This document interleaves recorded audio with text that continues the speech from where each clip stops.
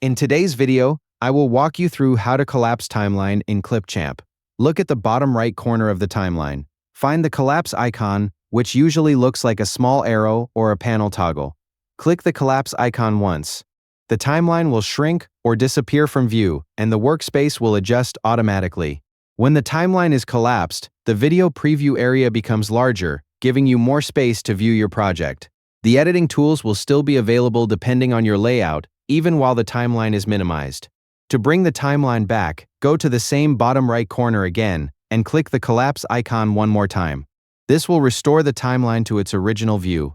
You can toggle this anytime while working, depending on whether you need more space for preview or more access to the timeline.